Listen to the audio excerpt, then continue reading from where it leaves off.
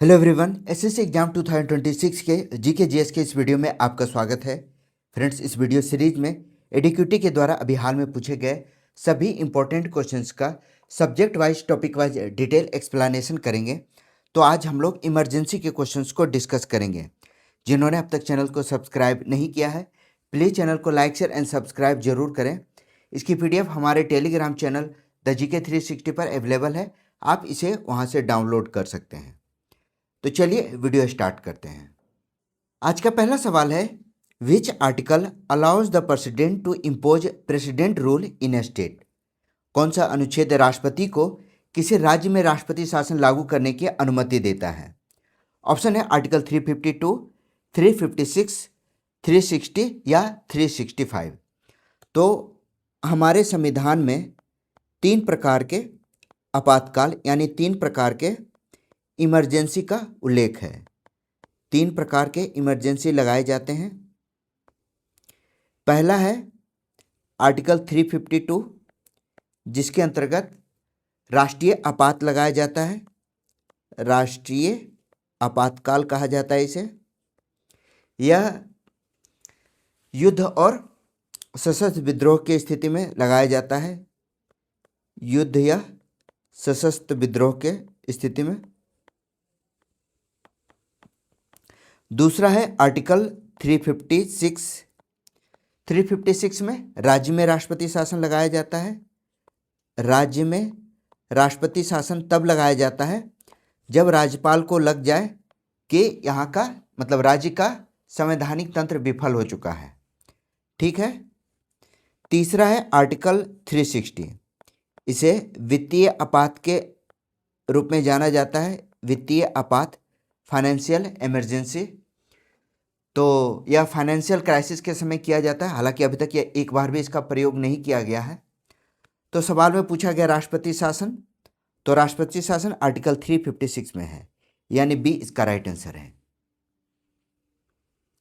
अगला सवाल है, the 73rd constitutional amendment act 1992 aimed at legal reform in which of the following area. 73वां संविधान संशोधन अधिनियम 1992 निम्नलिखित में से किस क्षेत्र में कानूनी सुधार के लिए था? आपको पता भी होगा 73वां संविधान संशोधन 1992 में हुआ था। यह पंचायती राज से संबंधित है। पंचायती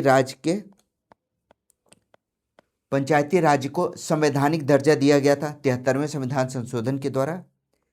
भाग 9 और 11वीं अनुसूची में पंचायती राज को संविधान में जोड़ा गया। आर्टिकल 233 से लेकर 243O तक। ठीक है। तो इसका राइट आंसर क्या है? इसका राइट आंसर है C, local self government at rural level. ग्रामीण स्तर पर स्थानीय स्वशासन की शुरुआत की गई थी। याद रखिएगा, भारत में त्रिस्तरीय पंचायती व्यवस्था है। त्रिस्तरीय पंचायती राज व्यवस्था है, जिसमें है ग्राम पंचायत सबसे लोअर लेवल पर है, ग्राम पंचायत। उसके बाद पंचायत समिति और उसके बाद है जिला परिषद। ठीक है, जिला परिषद। तो इसका राइट आंसर हो गया सी। अगला सवाल, which of the following was a major effect of the 42nd constitutional amendment. 42वें संविधान संशोधन का प्रमुख प्रभाव क्या था? पहला है, इसने राज्य के नीति निर्देशक तत्वों को समाप्त किया। इसने लोकसभा का कार्यकाल बढ़ाया और मौलिक कर्तव्यों को जोड़ा। तो बी इसका राइट आंसर है। 42वें संविधान संशोधन है। 42वें संविधान संशोधन 1976 को हुआ था। सरदार स्वर्ण सिंह समिति की अनुशंसा पर, सरदार स्वर्ण सिंह समिति की अनुशंसा पर किया गया था, जिसमें लोकसभा के कार्यकाल को 5 वर्ष से बढ़ाकर 6 वर्ष कर दिया गया था। लेकिन 44वें संविधान संशोधन 1978 में हुआ था। इसमें फिर से लोकसभा का कार्यकाल जो कि मौजूदा अभी 6 से घटाकर 5 वर्ष कर दिया गया, 5 वर्ष कर दिया गया। ठीक है। साथ ही 42वें संविधान संशोधन में भी मौलिक कर्तव्यों को भी जोड़ा गया था। तो इसका राइट आंसर क्या है? इसका राइट आंसर है बी। नेक्स्ट क्वेश्चन है, which constitutional amendment is known as the mini constitution? किस संविधान संशोधन को मिनी संविधान कहा जाता है? यह सेम सवाल है 42वां संविधान संशोधन 1976 जो कि सरदार स्वर्ण सिंह समिति की अनुशंसा पर हुआ था। इसे मिनी कॉन्स्टिट्यूशन कहा जाता है क्योंकि इसने संविधान में सबसे ज़्यादा बदलाव किए। सबसे ज़्यादा बदलाव 42वें संविधान संशोधन 1976 में हुआ था। क्या हुआ था? तो इसमें भाग 4A को जोड़ा गया और अनुच्छेद 51A में मौलिक कर्तव्यों को शामिल किया गया। मौलिक कर्तव्य को शामिल किया गया। क्लियर है? तो सी इसका राइट आंसर है। नेक्स्ट क्वेश्चन है, a proclamation of national emergency must be approved by each house within how many months? राष्ट्रीय आपातकाल की घोषणा को प्रत्येक सदन के द्वारा कितने महीनों के भीतर अनुमोदित किया जाना चाहिए? तो राष्ट्रीय आपातकाल किस अनुच्छेद में लगता है? तो यह आर्टिकल 352 के अंतर्गत लगाया जाता है। इसके अनुसार आपातकाल की घोषणा 1 महीने के भीतर दोनों सदन में 2/3 बहुमत से पास होना चाहिए। बहुमत से पास होना अनिवार्य है। ठीक है। आपातकाल को कैबिनेट के लिखित सलाह के बाद ही लगाया जा सकता है। जो आपातकाल है उसके लिए कैबिनेट की लिखित सलाह आवश्यक है।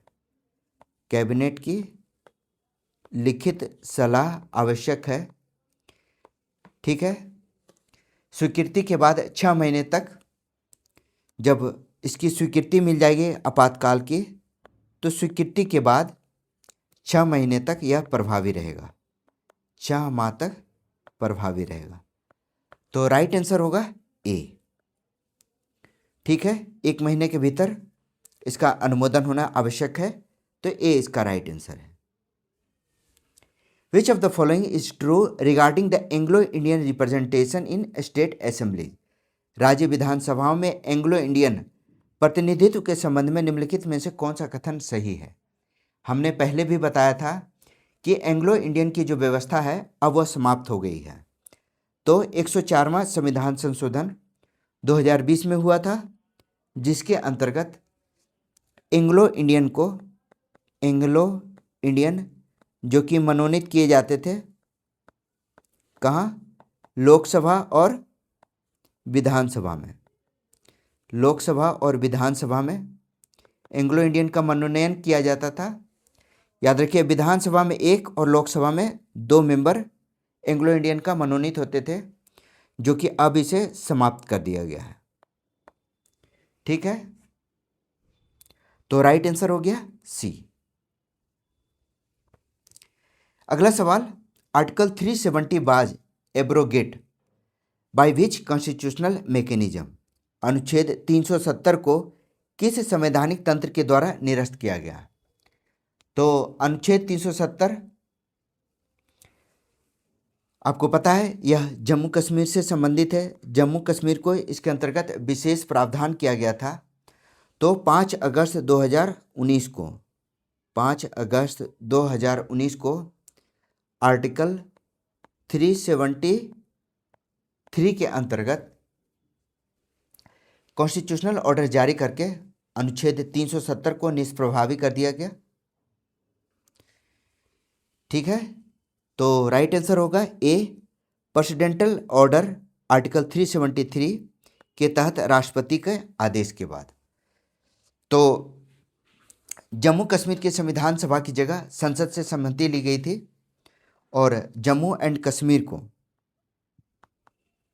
जम्मू कश्मीर को अब 2 यूनियन टेरिटरीज में बांटा गया, यूनियन टेरिटरीज में बांटा गया, जो कि पहला था जम्मू एंड कश्मीर, जिसमें जम्मू कश्मीर का विधानसभा भी है, विधानसभा सहित, ठीक है, और दूसरा है लद्दाख,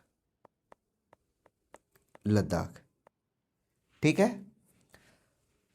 तो लद्दाख में भी विधानसभा है, याद रखिएगा, जो यूनियन टेरिटरी है लद्दाख उसमें भी विधानसभा है। तो सुप्रीम कोर्ट का निर्णय हुआ था 2023 में, सुप्रीम कोर्ट ने 2023 में आर्टिकल 370 को हटाने को संवैधानिक रूप से वैध माना, संवैधानिक रूप से वैलिड करार दिया, वैलिड करार दिया। तो राइट आंसर हो गया ए। नेक्स्ट क्वेश्चन है, which article allow parliament to legislate on state list during national emergency. राष्ट्रीय आपातकाल के दौरान संसद को राज्य सूची पर कानून बनाने की अनुमति कौन सा अनुच्छेद देता है? हमने यह पहले भी पढ़ रखा है। आर्टिकल 250, आर्टिकल 250 के अंतर्गत संसद राज्य सूची के विषय पर कानून बना सकती है, ठीक है, राज्य सूची पर कानून बना सकती है। याद रखिएगा आर्टिकल 249, यह भी इम्पोर्टेंट है। आर्टिकल 249 में राज्यसभा के प्रस्ताव, राज्यसभा का प्रस्ताव, और अगर राष्ट्रीय हित में हो, राष्ट्रीय हित में हो, तो संसद जो है राज्य सूची के विषय पर भी कानून बना सकती है, ठीक है। तो राइट आंसर हो गया ए, आर्टिकल 250।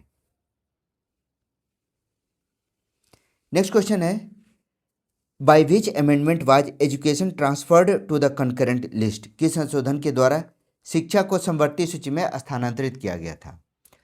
तो यह 42वें संविधान संशोधन में हुआ था। 42वां संविधान संशोधन 1976 में शिक्षा को राज्य सूची से स्थानांतरित करके राज्य सूची से समवर्ती सूची में शामिल किया गया, समवर्ती सूची में, जिसे इंग्लिश में कहा जाता है कनकरेंट लिस्ट, कनकरेंट लिस्ट में शामिल किया गया। तो ए इसका राइट आंसर है। Which amendment reduce the voting age from 21 to 18 years. किस संशोधन ने मतदान की आयु को 21 वर्ष से घटाकर 18 वर्ष कर दिया गया? बहुत बार पूछा गया है यह सवाल, इसको जरूर से याद रखिएगा। 61वां संविधान संशोधन 1989 में जो कि वोटिंग की आयु थी उसे 21 वर्ष से घटाकर 18 वर्ष कर दिया गया, 18 ईयर्स माना गया। भारत में लगभग 5 करोड़ नए मतदाता इस नियम से जुड़े थे। याद रखिएगा यह राजीव गांधी की सरकार में किया गया था, इस समय प्रधानमंत्री राजीव गांधी थे, ठीक है। तो सी इसका राइट आंसर है। ड्यूरिंग फाइनेंशियल इमरजेंसी जजेज salaries can be reduced by. वित्तीय आपातकाल के दौरान न्यायाधीशों के वेतन में कटौती किसके द्वारा की जा सकती है? तो हालांकि अभी तक वित्तीय आपात लगा नहीं है, लेकिन याद रखिएगा आर्टिकल 360 के अंतर्गत, आर्टिकल 360 के अंतर्गत वित्तीय आपातकाल यानी फाइनेंशियल इमरजेंसी का प्रावधान है। अगर वित्तीय आपात की स्थिति हो तो राष्ट्रपति, सुप्रीम कोर्ट और हाईकोर्ट न्यायाधीश सहित सभी सरकारी सेवक के वेतन में कटौती कर सकते हैं, सैलरी में कटौती किया जा सकता है, ठीक है। तो यह राष्ट्रपति के निर्देश पर होता है, यानी ए इसका राइट आंसर है। नेक्स्ट क्वेश्चन है, legislative consequence of national emergency, article 352 राष्ट्रीय आपातकाल अनुच्छेद 352 का विधायी परिणाम क्या है? तो आपको पता है आपातकाल लगने पर क्या होता है? तो इस पर होता है कि संसद राज्य सूची पर कानून बना सकती है, राज्य सूची पर कानून बना सकती है, किसके अनुसार? तो यह आर्टिकल 250 के अनुसार, आर्टिकल 250 के अनुसार, ठीक है, तो इसका राइट आंसर होगा B, parliament can legislate on state list, संसद राज्य सूची पर कानून बना सकती है। बी इसका राइट आंसर होगा। President can assume legislative power for a state when, राष्ट्रपति राज्य के लिए विधायी शक्तियां कब ग्रहण कर सकता है? तो अभी अभी हम लोगों ने पढ़ा आर्टिकल 356 अनुच्छेद 352 अगर लागू किया जाता है तो राष्ट्रपति शासन 356 में है, जिसमें राष्ट्रपति राज्य के लिए कानून बनाने की विधायी शक्ति ग्रहण करता है। ठीक है, और राज्य विधानसभा भंग या निलंबित रहती है। ठीक है, विधानसभा सस्पेंडेड होता है या भंग किया जाता है। ठीक है, और राष्ट्रपति राज्य के लिए कानून बना सकते हैं। तो ए इसका राइट आंसर है। Which accurately reflect financial emergency, article 360 निम्नलिखित में कौन वित्तीय आपातकाल को सही रूप से दर्शाता है? तो हमने पहले ही बताया कि यह अभी तक कभी घोषित नहीं हुआ, वेतन कटौती की अनुमति देता है। इसमें राष्ट्रपति, उपराष्ट्रपति, सुप्रीम कोर्ट के जजेज, हाई कोर्ट के जजेज, इन सभी में, या यूँ कहें जो भी सरकारी एम्प्लॉई हैं उनके वेतन में कटौती किया जा सकता है। ठीक है, वित्तीय आपात के सिचुएशन में। तो ए इसका राइट आंसर है। Which article empowers president to declare financial emergency, राष्ट्रपति को वित्तीय आपातकाल घोषित करने की शक्ति कौन सा अनुच्छेद देता है? तो अभी अभी पढ़ा हम लोगों ने आर्टिकल 360। 352 में क्या है? तो यह राष्ट्रीय आपात है। राष्ट्रीय आपात का प्रावधान 352 में है। आर्टिकल 356 में राष्ट्रपति शासन, राष्ट्रपति शासन, और आर्टिकल 360 में वित्तीय आपात यानी फाइनेंशियल क्राइसिस। ठीक है, अब फाइनेंशियल क्राइसिस तब लगता है जब भारत को वित्तीय स्थिरता या साख खतरे में हो, तभी फाइनेंशियल क्राइसिस लगाया जाता है। हालांकि यह कभी भी एक बार भी भारत में लगाया नहीं गया। तो सी इसका राइट आंसर है। अगला सवाल, the 91st amendment act 2003 of the Indian constitution is related with which of the following, भारतीय संविधान का 91वां संविधान संशोधन 2003 निम्नलिखित में से किससे संबंधित है? तो यह महत्वपूर्ण है, इसको याद रखिएगा। 91वां संविधान संशोधन 91st अमेंडमेंट एक्ट जो कि 2003 में हुआ था, इसमें क्या किया गया था? मंत्रिपरिषद की संख्या को फिक्स कर दिया गया। मंत्रिपरिषद की जो अधिकतम सीमा है, अधिकतम सीमा उसे फिक्स कर दिया गया। यानी अब कुल सदस्य संख्या का, कुल मेंबर्स जितने भी हैं, कुल मेंबर का ओनली 15% ही 15% ही मंत्री बन सकता है, मंत्री बन सकता है। इसमें प्रधानमंत्री या राज्यों में मुख्यमंत्री भी शामिल होंगे। तो 15% का इस पर कैप लगाया गया। तो इसका राइट आंसर होगा ए, मंत्रिपरिषद के आकार को सीमित करना, limiting the size of the council of minister. अगला सवाल,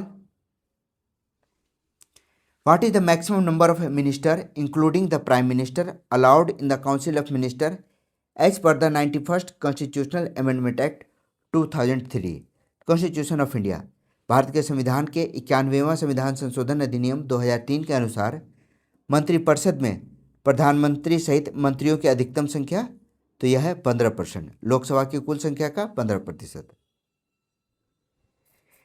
bye which of the following amendment act of the Indian constitution voting age was reduced by 21 years to 18 years, भारतीय संविधान का किस संशोधन अधिनियम 21 वर्ष से घटाकर 18 वर्ष कर दिया गया था? काफ़ी इंपॉर्टेंट है, याद रखिएगा। 61वां संविधान संशोधन 1989, जिसमें वोट देने के लिए जो आयु था उसे 21 वर्ष से घटाकर 18 वर्ष कर दिया गया। याद रखिएगा, इस पर सवाल पूछा जाता है कि इस समय प्रधानमंत्री कौन थे? तो इसमें राजीव गांधी इसका राइट आंसर होगा। ठीक है, तो ए इसका राइट आंसर है। GST was implemented through which constitutional amendment act of constitution of India. ये सभी काफ़ी इंपॉर्टेंट है, कई बार आपसे यह सवाल पूछा जाएगा, अलग अलग एग्जाम में भी यह आता है। तो याद रखिएगा, जीएसटी किस संविधान संशोधन अधिनियम में लागू किया गया था? तो यह था 1 जुलाई 2017 को जीएसटी लागू किया गया था। 101वां संविधान संशोधन, 101वां संविधान संशोधन अधिनियम 2016 था और इसे 1 जुलाई 2017 को लागू किया गया। 1 जुलाई 2017 को लागू किया गया। सबसे ज़्यादा जरूरी है 101वां संविधान संशोधन। ठीक है, तो बी इसका राइट आंसर है। अगला सवाल, which of the following amendment act of the Indian constitution replace the term internal disturbance with armed rebellion in the context of the national emergency? भारतीय संविधान के किस संशोधन अधिनियम ने राष्ट्रीय आपातकाल के संदर्भ में इंटरनल डिस्टर्बेंस शब्द को आर्म्ड रिबेलियन से प्रतिस्थापित कर दिया गया? तो यह बदलाव किया गया था इमरजेंसी के लिए 44वें संविधान संशोधन 1978 में। 1978 में क्या गया था? तो इंटरनल डिस्टर्बेंस शब्द को आर्म्ड रिबेलियन यानी सशस्त्र विद्रोह के रूप में प्रतिस्थापित कर दिया गया। तो बी इसका राइट आंसर है। अगला सवाल, ए majority of the total membership of the house and a majority of not less than dash of the members present and voting is required for adoption of effective clause and motion for consideration and passing of the constitutional amendment act। तो सवाल है कि संविधान संशोधन विधेयक को पारित करने के लिए कुल सदस्य संख्या का बहुमत और उपस्थित एवं मतदान करने वाले सदस्यों का कम से कम कितना बहुमत आवश्यक होता है? तो याद रखिएगा, संविधान संशोधन जो है, संविधान संशोधन यह आर्टिकल 368 के अंतर्गत किया जाता है। आर्टिकल 368 के अंतर्गत किया जाता है, जिसमें सदन की कुल सदस्य संख्या का बहुमत होता है, साथ ही उपस्थित एवं मतदान करने वाले, मैं लिख दे रहा हूं यहाँ पर, उपस्थित सदस्य का बहुमत, ठीक है, और उपस्थित के साथ साथ मतदान करने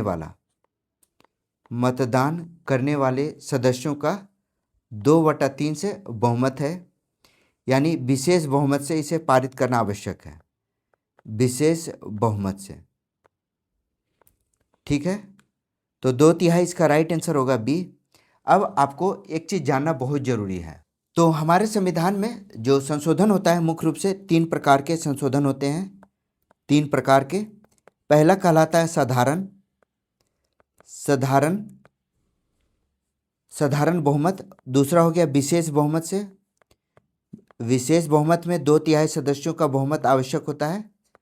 ठीक है, और तीसरा होता है विशेष बहुमत के साथ साथ जो संविधान में जो बड़े परिवर्तन होते हैं, उसमें विशेष बहुमत के साथ साथ राज्य के विधानसभाओं का, यानी राज्यों का समर्थन भी आवश्यक होता है। ठीक है, आधे से अधिक राज्य,